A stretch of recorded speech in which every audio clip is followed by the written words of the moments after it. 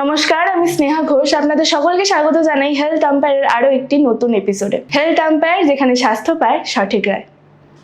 আপনার বাচ্চা কাঁদছে বা খেতে চাইছে না, তখন আপনি কি করেন? যথারীতি তার হাতে একটা মোবাইল ফোন বা ট্যাবলেট ধরিয়ে দেন।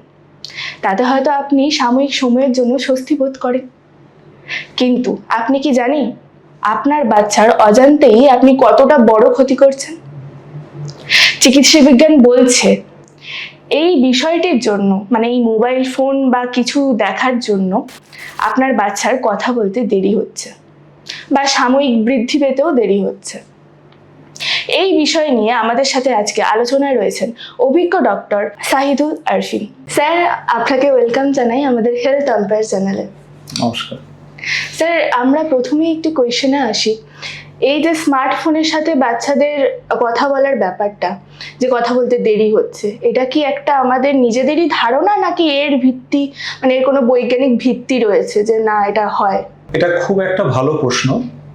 যে আমরা যে স্মার্টফোন ইউজ করি এবং বাচ্চাদের হাতে দিয়ে দিচ্ছি, এবং তার ফলে বাচ্চাদের স্পিচ এবং ল্যাঙ্গুয়েজ ডেভেলপমেন্টের যে দেরি হয় অনেক ক্ষেত্রে দেখা যায়, সেটার পেছনে কি কোনো বিজ্ঞানসম্মত কারণ আছে কি নেই।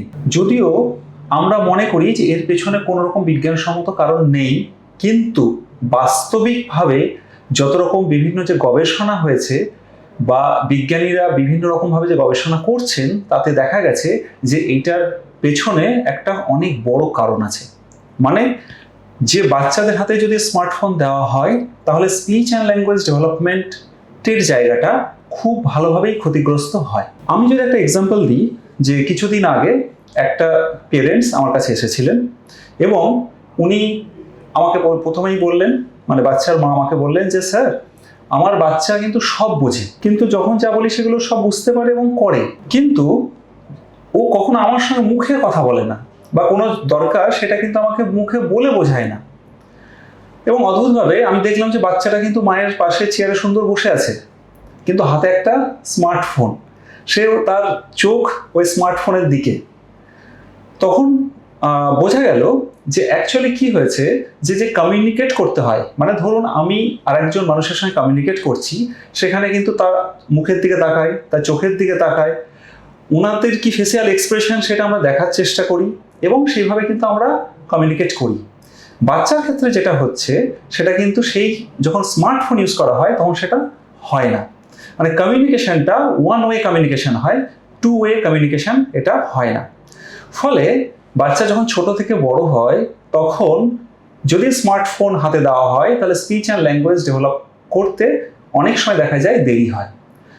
ওয়ার্ল্ড হেলথ অর্গানাইজেশন 2019 সালেই যে রেকমেন্ডেশন বা যেটা বলেছেন, সেটা হচ্ছে যে 0 থেকে 2 বছর বাচ্চাদের কোনো রকম স্ক্রিন টাইম থাকা উচিত নয়। 2 থেকে 5 বছরের বাচ্চাদের স্ক্রিন টাইম ম্যাক্সিমাম 1 আওয়ার হতে পারে, তার বেশি নয়। কেন বেশি নয়? কারণ ভাষা শেখাটা একটা সামাজিক প্রক্রিয়া। এটা থ্রু স্মার্টফোন বা কোনো ডিভাইস বা কোনো অ্যাপের মাধ্যমে শেখা সম্ভব নয়। বিভিন্ন আর্টিকেল বা জার্নাল, যেমন হচ্ছে জামা পিডিয়াট্রিক্স, কানাডিয়ান পিডিয়াট্রিক্স আর্টিকেল, এখানে দেখা যাচ্ছে যে যদি একটা বাচ্চা screen time more than 1 hour হয়, তাহলে তার স্পিচ অ্যান্ড ল্যাঙ্গুয়েজ ডেভেলপমেন্টের জায়গাটা 49% ডিলে হয়, মানে এফেক্টেড হয়। 100 জনের মধ্যে 49 জন বা 50 জন এফেক্টেড হচ্ছে। তো বোঝাই যাচ্ছে যে এটার পেছনে কতটা একটা সায়েন্টিফিক ব্যাকগ্রাউন্ড বা বেস আছে। আমরা যেটা অ্যাকচুয়ালি চাই বা বাচ্চারা যেটা চায়, সেটা বাচ্চারা মায়ের সঙ্গে কথা বলে, বাবার সঙ্গে খেলাধুলা করে, দাদু দিদার সঙ্গে গল্প করে বাচ্চারা কিন্তু কথা বলতে শেখে। সেখানে কোনো রকম স্মার্টফোন বা টিভি, মোবাইল, অ্যাপের মাধ্যমে কিন্তু বাচ্চারা কথা বলতে শেখে না। স্যার, এই যে আপনি বললেন যে টু ওয়ে কমিউনিকেশন, তাহলে আমরা যখন বাচ্চাদেরকে একটা কার্টুন বা কিছু চালিয়ে দিচ্ছি, ওরা কিন্তু শুনছে কথাটা উল্টো দিক থেকে, তাহলে রিপ্লাইটা যে ওরা পাচ্ছে না বা ও রিপ্লাইটা করতে পারছে না বা কিছু কথা বলছে না, জাস্ট দেখে যাচ্ছে, তার মানে ওর জন্য আপনি বলছেন যে ওরা কথা বলতে লেট হচ্ছে? একদম, অবশ্যই। আমি একটা উদাহরণ দিই। কিছুদিন আগে একটা বাচ্চাকে নিয়ে তার বাবা মা এসেছিলেন।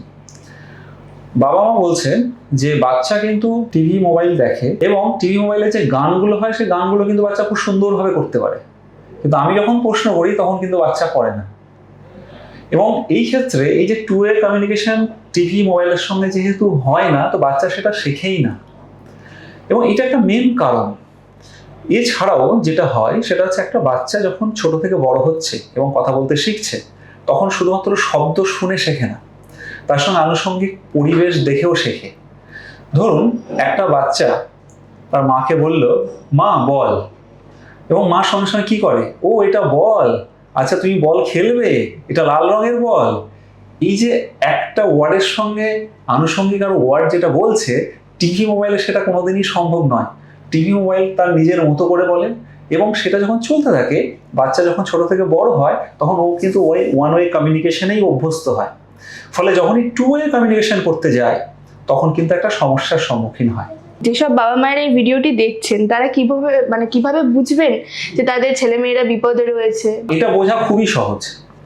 আমি একটা এক্সাম্পল দিই, যে একটা বাচ্চাকে নিয়ে একটা বাবা মা আমার কাছে এসেছিলেন, এবং ওনারা বললেন যে আমাদের বাচ্চা কিন্তু সব বোঝে, কিন্তু স্যার যখন আমরা ওকে খাওয়ার সময় খেতে বলি বা খাওয়াতে যাই বা ঘুমানোর সময় যখন ওকে ঘুমানোর জন্য চেষ্টা করি, তখন যদি ফোন না দেওয়া হয় তাহলে কিন্তু খাবে না। মানে ফোন ছাড়া খাবে না, ফোন ছাড়া ঘুমাবে না। এটা হচ্ছে প্রথম সিম্বল বা সাইন যে বাচ্চার স্ক্রিন টাইমের জন্য সমস্যা হচ্ছে। এছাড়াও অনেক সময় দেখা যায় যে বাচ্চাকে আমরা ডাকলাম কিন্তু বাচ্চা কোনো রেসপন্স করছে না, ও সবসময় চোখটা কিন্তু স্ক্রিনের দিকেই তাকিয়ে আছে, তখনও বুঝতে হবে যে এটা একটা সমস্যার জায়গা হচ্ছে। থার্ড হচ্ছে যে বাচ্চাকে খেলাধুলা করতে চাইছে কিন্তু খেলাধুলাতে ইন্টারেস্টেড না, ও সঙ্গে সঙ্গে মোবাইল নিয়ে দেখতে চায়। ফোর্থ হচ্ছে যে বাচ্চা হয়তো মোবাইল নিয়ে খেলছে, মোবাইল দেখছে, আমি মোবাইলটা নিয়ে নিলাম বা বাবা মা মোবাইলটা নিয়ে নিলেন, বাচ্চার সঙ্গে সঙ্গে কান্নাকাটি শুরু করে দিল। ফিফথ হচ্ছে যে বেশিক্ষণ মোবাইল ছাড়া থাকতে পারছে না, মোবাইল নেওয়া হয়েছে, কিছুক্ষণ একা একা খেললো বা আমাদের সঙ্গে কথা বললো বা ইন্টারাক্ট করলো, কিন্তু তারপরে আবার মোবাইল চাইছে। তো এইরকম বেশ কিছু কিছু ঘটনা বা সিমটম বলুন বা সাইন বলুন, যেগুলো দেখে কিন্তু বাবা মাদের অবশ্যই বোঝা উচিত যে স্ক্রিন টাইম এর সমস্যা করছে বাচ্চার। স্যার, আপনি যে স্ক্রিন টাইমের কথা বলছেন, এটা কতক্ষণ হওয়া দরকার? এটা বাচ্চাদের কতক্ষণ দেখা ওটা নিরাপদ থাকবে? দেখুন, প্রথম কথা হচ্ছে স্ক্রিন টাইম একদম না হলেই ভালো, সেটা বাচ্চাদের হোক বড়দের হোক। বাট আজকের দিনে উইদাউট স্ক্রিন টাইম তো আমরা কেউ ভাবতেও পারি না, কারণ স্মার্টফোন আমাদের জীবনে এমনভাবে ঢুকে গেছে। ওয়ার্ল্ড হেলথ অর্গানাইজেশনের রেকমেন্ডেশন বিলো 2 years, তার মানে 2 বছরের নিচে বাচ্চাদের স্ক্রিন টাইম 0, কোনো রকম স্ক্রিন টাইম থাকবে না। 2 থেকে 5 বছরের বাচ্চাদের স্ক্রিন টাইম ম্যাক্সিমাম 1 ঘন্টা, তার বেশি নয়।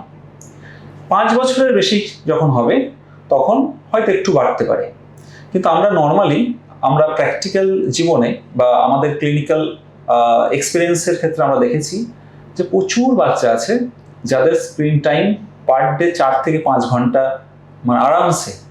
এটা অবশ্যই খুব ক্ষতিকর। অনেক বাবা মায়েরা হয়তো এই মুহূর্তে আমাদের ভিডিওটি দেখছেন এবং ভাবছেন বা অপরাধ বোধ করছেন যে কি করলাম বা করাটা হয়তো উচিত হয়নি, তাদের ক্ষেত্রে আপনি কি বলবেন? প্রথমেই বলবো যে বাবা মাদের এটা নিজের দোষ ভাবা বন্ধ করুন, দোষ ভাববেন না। সেকেন্ডলি যেটা বলবো সেটা হচ্ছে, যদি কেউ ভাবেন যে আমি এটা অপরাধ করছি, তো সেটা একদিকে ভালো, কারণ হচ্ছে যে আমরা যখন ভাবি বা বুঝতে পারি যে আমি এটা অন্যায় করছি বা অপরাধ করছি, তখনই কিন্তু ঠিক করার ইচ্ছেটা আমাদের আসে। তো এটা একদিকে ভালো জিনিস। তা ওনাদের উদ্দেশ্যে আমরা বলবো, যদি আপনি মনে করেন বা আপনারা মনে করেন যে বাচ্চার যে স্ক্রিন টাইম সেটা অনেক বেশি হচ্ছে, তাহলে সেটা অবশ্যই কমান। বাচ্চারা কি চায়? বাচ্চারা চায় আপনাদেরকে চায়, বাচ্চারা আমাদেরকে চায়, বাচ্চারা ডিভাইস চায় না, বাচ্চারা আমাদের সঙ্গে খেলাধুলা করতে চায়, বাচ্চারা মায়ের মুখ থেকে কথা শুনতে চায়, বাবার সঙ্গে খেলতে চায়, দাদু দিদার মুখ থেকে গল্প শুনতে চায়, এবং সেভাবেই সে শিখতে চায়। আমরা যদি আমাদের থেকে বাচ্চাদের দূরে সরিয়ে দিই, বাচ্চারাও ওদের থেকে দূরে সরাবে। স্যার, আপনাকে অসংখ্য ধন্যবাদ আমাদেরকে এত সুন্দরভাবে বুঝিয়ে বলার জন্য। বাবা মায়েদের উদ্দেশ্যে একটাই কথা বলবো, অপরাধ বোধে ভোগার কিচ্ছু নেই। আজ থেকেই আরো বেশি সচেতন হন এবং বাচ্চাদেরকে স্ক্রিন টাইমের বদলে আপনারা নিজেরা একটু সময় দিন। আর যদি মনে হয় যে না আমার বাচ্চার এই সমস্যাগুলো হচ্ছে, তাহলে আজই একটি বিশেষজ্ঞের পরামর্শ নিন। ভিডিওটি যদি ভালো লেগে থাকে লাইক করুন, শেয়ার করুন, কমেন্ট করুন আর সাবস্ক্রাইব করতে একেবারেই ভুলবেন না আমাদের চ্যানেল হেলথ আম্পায়ারকে। নমস্কার।